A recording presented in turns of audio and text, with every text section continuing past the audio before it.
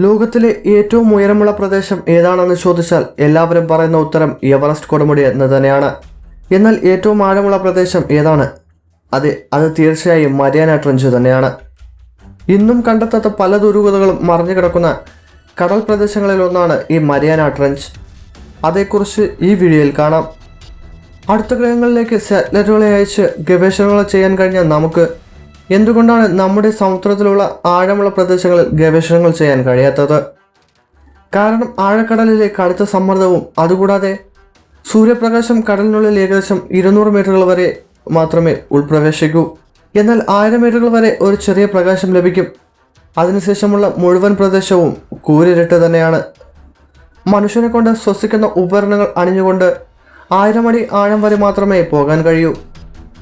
എന്നാൽ അത്രയും ദൂരം വരെ പോകാൻ കഴിഞ്ഞാലും അവിടെ അധിക നേരം നിൽക്കാനും കഴിയില്ല. കാരണം അവിടെയുള്ള കാലാവസ്ഥയും പരിസ്ഥിതിയും കടുത്ത സമ്മർദ്ദം കാരണവും മരിച്ചു പോകുവാനും സാധ്യതകളുണ്ട്. മുങ്ങിക്കപ്പലുകൾ വരെ കടലിനുള്ളിൽ അധിക ദൂരം പോകാൻ കഴിയില്ല. സമ്മർദ്ദം കാരണം കപ്പൽ നശിച്ചു പോകുവാനും സാധ്യതകളുണ്ട്. ലോകത്തിലെ വളരെയധികം ആഴമുള്ള സമുദ്രപ്രദേശമെങ്കിൽ അത് പസഫിക് സമുദ്രത്തിൽ സ്ഥിതി ചെയ്തിട്ടുള്ള മരിയാന ട്രെഞ്ച് തന്നെയാണ്. പസഫിക് സമുദ്രത്തിൻ്റെ അടിഭാഗത്ത് ഡി ആകൃതിയിൽ കാണപ്പെടുന്ന ഇത് മരിയാന ദ്വീപുകൾക്ക് കിഴക്കെയാണ് സ്ഥിതി ചെയ്തിരിക്കുന്നത്. ഗവേഷകർ ഇത് നമ്മുടെ ലോകത്തിനുള്ളിലെ മറ്റൊരു ലോകം എന്നാണ് വിശേഷിപ്പിക്കുന്നത്. പസഫിക് നിലത്തിലെ അടുക്കും മരിയാനയുടെ അടുക്കും പല മില്യൺ വർഷങ്ങൾക്ക് മുൻപ് ഒന്നായി ഏറ്റുമുട്ടിയതുകൊണ്ടാണ് കടലിനടിയിൽ ഈ താഴ്വര രൂപീകരിക്കപ്പെട്ടത് എന്നും ഇപ്പോൾ മരിയാന ട്രെഞ്ചിൻ്റെ പ്രായം 180 മില്യൺ വർഷങ്ങളെന്നും ഗവേഷകർ പറയുന്നുണ്ട്.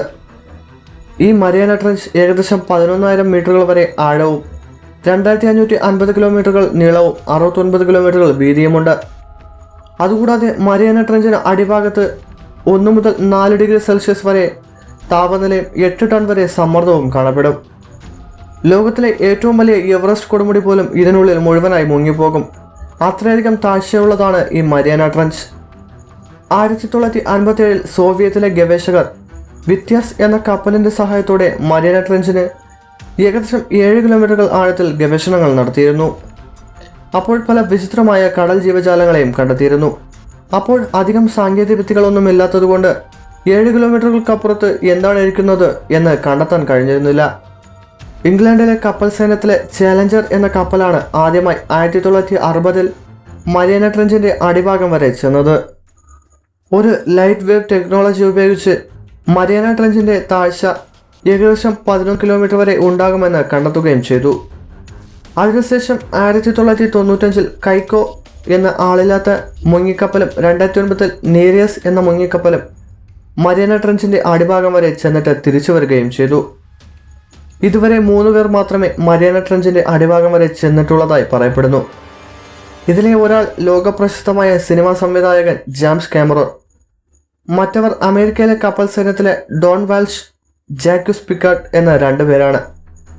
ആദ്യമായി ആഴക്കടലിലെ കടുത്ത സമ്മർദ്ദത്തെ നിയന്ത്രിച്ച് മരിയാന ട്രെഞ്ചിൻ്റെ അടിഭാഗം വരെ ചെല്ലുന്ന ഒരു ഉപകരണത്തെ സ്വിറ്റ്സർലൻഡിലെ ആഗസ്റ്റേ പിക്കാർഡ്, അതായത് ജാക്വസ് പിക്കാർഡിൻ്റെ അച്ഛൻ നിർമ്മിച്ചു.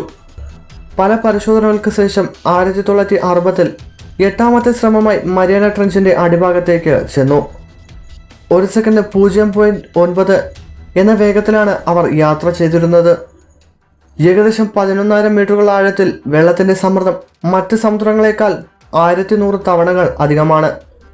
അതായത് 1 സ്ക്വയർ ഫീറ്റിന് 3 ടൺ എന്ന അളവിൽ സമ്മർദ്ദമുള്ളതുകൊണ്ട് അവരെ കൊണ്ട് അവിടെ 20 മിനിറ്റുകളേക്കാൾ കൂടുതൽ ഇരിക്കുവാനും കഴിഞ്ഞിരുന്നില്ല. എന്നാൽ ആ കുറഞ്ഞ സമയത്തിനുള്ളിൽ തന്നെ ആ ഉപകരണത്തിലെ കണ്ണാടി വഴിയെ പല വിചിത്രമായ ജീവജാലങ്ങളെ കണ്ടതോടൊപ്പം ചില വളരെ വലിയ ജീവജാലങ്ങളെയും കണ്ടെത്തിയതായി പറഞ്ഞിരുന്നു. 1985 അമേരിക്കയിലെ ഗവേഷണ സംഘം കമ്പ്യൂട്ടറിൻ്റെ സഹായത്തോടെ പ്രവർത്തിക്കുന്ന 9 മീറ്റർ നീളമുള്ള ഒരു ഉപകരണത്തെ കൊണ്ട് അങ്ങനെ ഈ കടലിനുള്ളിൽ എന്താണ് ഇരിക്കുന്നത് എന്നതിനെ കണ്ടെത്തുവാൻ ശ്രമിച്ചിരുന്നു. അങ്ങനെ ഈ ഉപകരണം കടലിനടിയിൽ ഒരു വിചിത്രമായ ശബ്ദത്തെ രേഖപ്പെടുത്തിയതോടൊപ്പം ഈ ഉപകരണത്തിൽ എന്തോ ഒരു വലിയ വസ്തു തട്ടുകയും ചെയ്തിരുന്നു. 5 മണിക്കൂറുകൾക്ക് ശേഷം ആ ഉപകരണത്തെ വെളിയിലെടുത്തതിന് ശേഷം പരിശോധനകൾ ചെയ്തപ്പോൾ ക്രൂരമായി ആക്രമിച്ച പല്ലടയാളങ്ങളും വലിയ ഉടഞ്ഞ പല്ലുകളും കണ്ടെത്തിയിരുന്നു. അങ്ങനെ ഈ പല്ലടയാളങ്ങൾ 15 ലക്ഷം വർഷങ്ങൾക്ക് മുൻപ് നശിച്ചുപോയ പുരാതന കാലത്തെ മെക്ലോഡോൺ എന്ന രാക്ഷസ സ്രാവിൻ്റെ ഇനമാകും ഈ ജീവജാലങ്ങൾ എന്നും സംശയിക്കുന്നുണ്ട്.